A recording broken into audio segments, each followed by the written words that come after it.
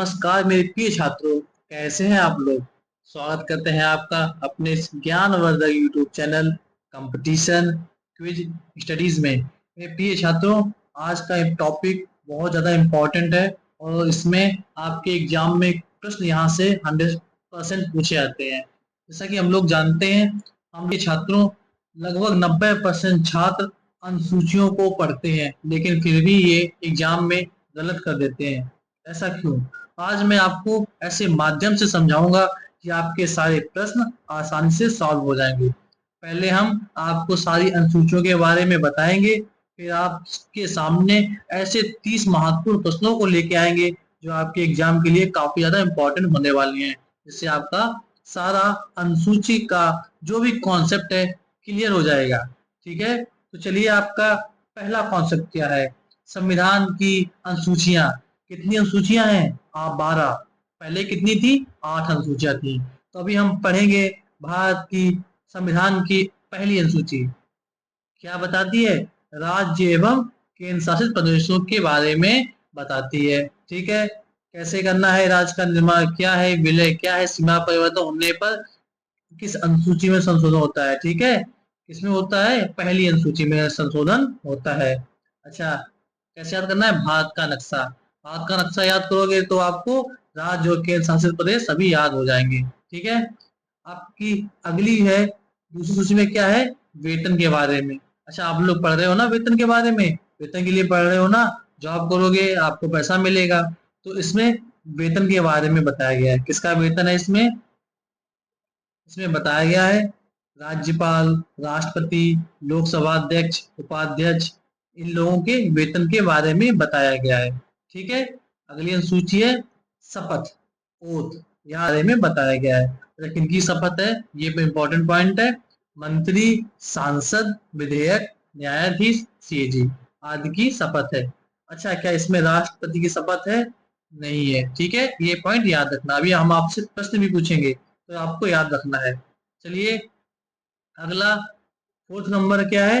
राज्यसभा में सीटों का। ठीक है, तो कैसे याद करना है? राज्यसभा सीट्स ऐसे करके आपको याद रखना है। पांचवी अनुसूची में क्या है?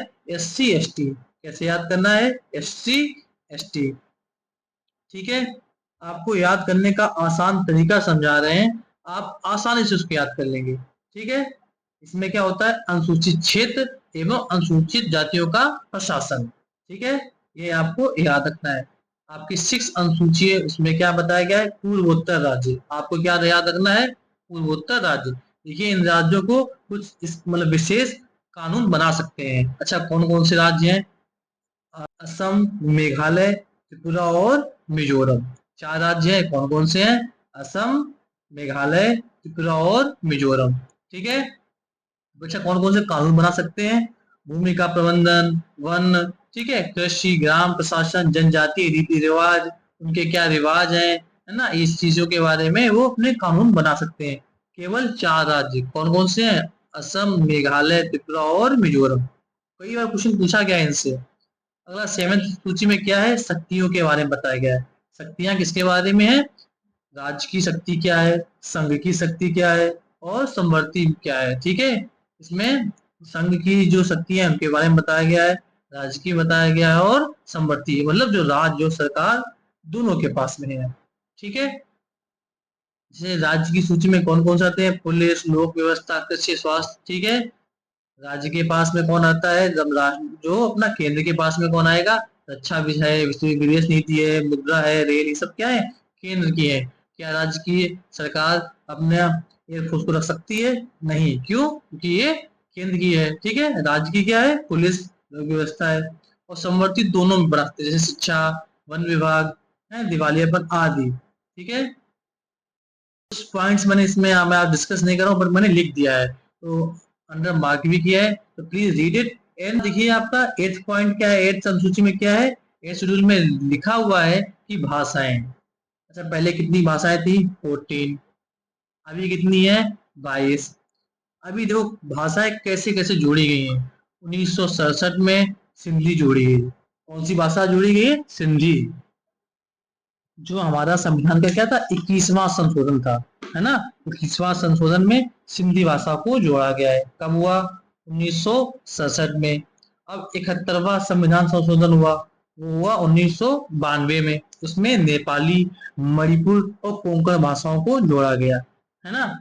अगला संविधान संशोधन हुआ हमारा 1992 में, ये हुआ था 71वां। और इसके बाद हुआ है 2003 में भी हुआ, जो था 92वां संशोधन, 92 वाला। ठीक है, इसमें क्या हुआ, बोडो, डोगरी, मैथिली और संघाली, कौन कौन सी है, बोडो, डोगरी, मैथिली एंड संघाली भाषाओं को जोड़ा गया। ठीक है, आप उनको लिख लीजिए। और जो बताया ना कौन सा संशोधन है, कब हुआ, ये इंपॉर्टेंट पॉइंट्स है, इनको नोट कर लीजिए। ठीक है, बाकी आप जब आपका डिस्कशन होगा प्रश्नों के साथ, तो आपके सारे कॉन्सेप्ट क्लियर हो जाएंगे। अगली अनुसूची है 9th नंबर। 9th में क्या है, भूमि सुधार, है ना, भूमि सुधार। अभी भूमि सुधार किस लिए आवश्यक था कि जमींदारी प्रथा जब हुई थी, उसमें जमींदारी प्रथा का जब अंत हुआ, तो इसका आना बहुत ही जरूरी था। तो उसको संविधान का प्रथम संविधान संशोधन अधिनियम 1951 द्वारा जोड़ा गया। ठीक है, पहला संविधान संशोधन कब हुआ, अच्छा प्रश्न है, कब हुआ, 1951 में। ठीक है, उसको जोड़ा गया। क्लियर है। 10वां है आपका दल बदल। मतलब अगर आप किसी पार्टी में हैं, तो आपको अपना दल पहले ही बदल लेना है। ऐसा नहीं है आप किसी पार्टी है और आप उसमें हार गए या जीत गए, आप अगर पार्टी में जीत चुके हो तो उस समय आप अपना दल बदल नहीं सकते। ठीक है, तो इस पर भी रोक लगाई गई थी, दल बदल। ठीक है, अगला पॉइंट है 11वां, पंचायत। ठीक है, इसमें कितने विषय हैं, 29 सब्जेक्ट हैं। ठीक है, और जो 12वीं अनुसूची है वो क्या है, नगर पालिका। इसमें कितने हैं, 18 सब्जेक्ट है, 18 सब्जेक्ट। क्लियर है। अभी आपने सारी अनुसूचियां पढ़ ली हैं। नाउ अभी हम आपके प्रश्नों को डिस्कस करेंगे और आप देखेंगे आपने कितना अच्छे से पढ़ा है। तो तैयार हो जाइए। देखिए, आपका पहला प्रश्न है, संविधान की 9वीं अनुसूची का मूल उद्देश्य क्या था। आपके ऑप्शन पढ़िए। देखिए, मैं आपके ऑप्शंस नहीं पढ़ूंगा, आप वीडियो को पॉज कीजिए, इन ऑप्शंस पढ़िए। ठीक है, अब आपका सही ऑप्शन है बी, भूमि सुधार, कानून और न्यायिक समीक्षा को बचाना। बताया था मैंने, शेड्यूल 9 में मैंने बताया था आपको, अनुसूची 9 में मैंने आपको बताया था भूमि सुधार के बारे में दिया गया है। तो आपका 9वीं अनुसूची भूमि सुधार याद रखोगे। ठीक है, अगला देखिए, निम्नलिखित में से किस अनुसूची में संघ, राज्य और समवर्ती सूची का उल्लेख है। मैंने बताया था किसमें, 7 में, आर्टिकल 7 में इसका उल्लेख है, बताया था आपको। ठीक है, अगला प्रश्न देखिए आपका, 10वीं अनुसूची मुख्यतः किससे संबंधित है। तो मैंने बताया था आपका दल बदल। अगर आप जीतने के बाद अपना बदल नहीं सकते हो, तो आपका बी ऑप्शन सही है ना, आसान क्वेश्चन है। अगला प्रश्न देखिए, 8वीं अनुसूची का संबंध किससे है। मैंने बताया था 8वीं अनुसूची का भाषा से। प्रारंभ में भाषाएं कितनी थी, 14, बाद में कितनी हुई, 22। ठीक है, संशोधन हुआ, उसमें सिंधी जोड़ी गई। 71वां हुआ तो नेपाली, मणिपुरी और कोंकण जोड़ी गई। और 92वां हुआ जो 2003 में हुआ था, उसमें बोडो, डोगरी, मैथिली और संगाली भाषाओं को जोड़ा गया। क्लियर है, आसान क्वेश्चन है, आपने पढ़ा है अच्छे से, आप टिक कर दोगे। अगला प्रश्न देखिए, 5वीं अनुसूची अधिकांश राज्यों के अनुसूचित क्षेत्रों और अनुसूचित जनजातियों के प्रशासन से संबंधित है। 6वीं अनुसूची किन क्षेत्रों के प्रशासन से संबंधित है। मैंने आपको बताया था पूर्वोत्तर के राज्य कौन कौन से, असम, मेघालय, त्रिपुरा और मिजोरम। बताया था मैंने कौन कौन से थे, असम, मेघालय, त्रिपुरा और मिजोरम। इसमें आपका ऑप्शन कौन सा सही है, आपका इसमें सी ऑप्शन बिल्कुल सही है। ठीक है, अगला प्रश्न देखिए, निम्नलिखित में से किस अनुसूची में राष्ट्रपति, राज्यपाल आदि के वेतन का उल्लेख है। मैंने आपको बताया था दूसरी अनुसूची में वेतन के बारे में बताया गया है। अच्छा, आपसे प्रश्न पूछे, अगर राष्ट्रपति की सैलरी कितनी होती है, 5 लाख। राष्ट्रपति की सैलरी 5 लाख, उपराष्ट्रपति की 4 लाख, लोकसभा अध्यक्ष की 4 लाख, राज्यपाल, लोकसभा उपाध्यक्ष, उपसभापति कितनी होती है, 3.5 लाख, सर्वोच्च न्यायालय के न्यायाधीश कितनी होती है, 2.8 लाख। ठीक है, ये आपको याद रखना है। अच्छा, आरबीआई के डिप्टी गवर्नर की सैलरी कितनी होती है, 2.25 लाख। ठीक है, क्लियर है। अगला देखिए, चौथी अनुसूची किसका विवरण देती है। मैंने बताया था आपको किसका देती है, हमें राज्यों का प्रतिनिधित्व। ठीक है, इसका अगला देखिए, तीसरी अनुसूची का संबंध किससे है। तीसरी अनुसूची मैंने क्या बताया था आपको, शपथ। किससे है, शपथ से है। अगला प्रश्न देखिए, प्रथम अनुसूची में क्या वर्णित है। बताया तो मैंने भारत का नक्शा रखना, तो भारत नक्शे में क्या क्या है, राज्य और केंद्र शासित प्रदेशों का विवरण। तो आपका ऑप्शन ए सही हो गया। क्लियर। नेक्स्ट क्वेश्चन देखिए, 11वीं अनुसूची किससे संबंधित है, पंचायत से है। बताया था ना, आपका ऑप्शन ए सही है, पंचायत के कार्य। ठीक है, कितने विषय बताए थे, 29 विषय बताए थे। ठीक है, अगला देखिए, 12वीं अनुसूची किससे संबंधित है। बताया था नगर पालिका के कार्य। ठीक है, अच्छा, इस जो 12वीं अनुसूची है ना, उसमें नगर पालिकाओं के 18 विषय दिए गए हैं। उसको कब जोड़ा गया, अगर आपसे प्रश्न आता है 12वीं अनुसूची को कब जोड़ा गया है, 74वें संविधान संशोधन द्वारा। अगला देखिए, आपको सही यू सही करना है, कौन सा सही है, आपका ऑप्शन बी सही है। तो अपना जो छठी अनुसूची है उसमें स्वायत्त जिला परिषद है। 5वीं में क्या है आपका, लोकसभा में ST ST बताया था। ठीक है, इसका 8वीं अनुसूची में भाषा है, 10वीं अनुसूची में शपथ है। शपथ किसमें हमारी, तीसरे में, और 8वीं में भाषा। ठीक है, तो आपका ऑप्शन इसमें बी सही दिया गया है। अगला क्वेश्चन देखिए मेरे प्रिय छात्रों, निम्नलिखित में से कौन सी अनुसूची संविधान के प्रारंभ में नहीं थी। कौन सी, 9वीं अनुसूची। 9वीं अनुसूची कौन सी है, भूमि सुधार, जो संविधान में पहले नहीं थी। ठीक है, अगला क्वेश्चन देखिए, निम्नलिखित में कौन सा कथन सही है। आपका ऑप्शन सी सही है। मैंने बताया था नगर पालिका में कितनी है, बताया था नगर पालिका में कितने सब्जेक्ट, 18 सब्जेक्ट हैं।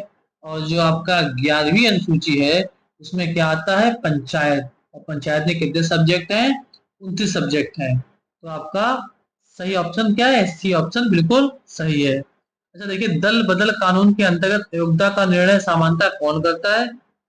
सभा संबंधित सदन का अध्यक्ष और सभापति। क्लियर है। अगला देखिए, निम्नलिखित में से कौन सा विषय 11वीं अनुसूची में सम्मिलित नहीं है, सम्मिलित है। 11वीं अनुसूची मैंने क्या बताया था आपको, याद कीजिए। मैंने बताया था 11वीं में पंचायत। अच्छा, पंचायत में कृषि आएगी, बिल्कुल आएगी, आएगी ना।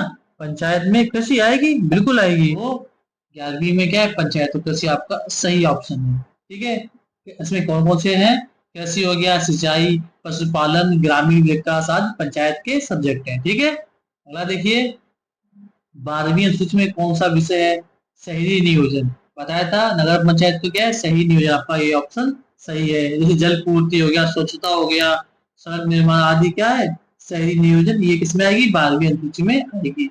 अगला क्वेश्चन देखिए, निम्नलिखित में से कौन सा अनुसूची संशोधन सही सुमेलित है। जो इसमें आपका सही है वो आपको चेक करना है। आपका देखिए 10वीं अनुसूची 52वां संशोधन बिल्कुल सही है, आपका ऑप्शन आपका ए सही है। 11वीं अनुसूची का कब हुआ था, 11वीं अनुसूची आपका 73वां संशोधन है। लिख लीजिए, 11वीं अनुसूची 73वां संशोधन सन 1992 में। ठीक है, 12वीं अनुसूची का 74वां संशोधन सन 1992 में। अनुसूची का पहला संशोधन 1951 में, क्योंकि पहले 8 थी तो बाद में 12 हुई है। तो ठीक है, 9वीं अनुसूची का पहला संशोधन 1951 में, इंपॉर्टेंट है। अगला क्वेश्चन देखिए, निम्नलिखित में से किस अनुसूची का संबंध भारतीय संघवाद से है। तो आपका 7वीं अनुसूची है। शक्ति का किसमें है, 7वीं अनुसूची में। ठीक है, अगला देखिए, निम्नलिखित में से कौन सा कथन सही नहीं है। तो आपके 3 ऑप्शन सही है, एक गलत है। जो गलत है आपको उसको सही करना है, बोलो उसको टिक करना है। तो आपके ऑप्शन आप पढ़िए एक बार। चलिए, आपका ऑप्शन सी सही वो है ना, वो क्या है, चौथी अनुसूची लोकसभा सीटों का आवंटन बताती है नहीं, इसके बारे में राज्यसभा के बारे में बताता है। ठीक है, तो आपका ऑप्शन सी गलत है। तो सही सही क्या चीज है, राज्यसभा के बारे में बताता है। क्लियर है। अगला देखिए, 5वीं और 6वीं अनुसूची में मुख्यतः क्या अंतर है। देखिए, छठी अनुसूची में 4 पूर्वोत्तर राज्य बताए थे मैंने, असम, मेघालय, मिजोरम और त्रिपुरा। ठीक है, बताया था ना। तो आपको देखिए इसमें ये ऑप्शन है, दोनों समान है। बी ऑप्शन आपका दिया है, केवल छठी अनुसूची में स्वायत्त जिला परिषदों की व्यवस्था करती है।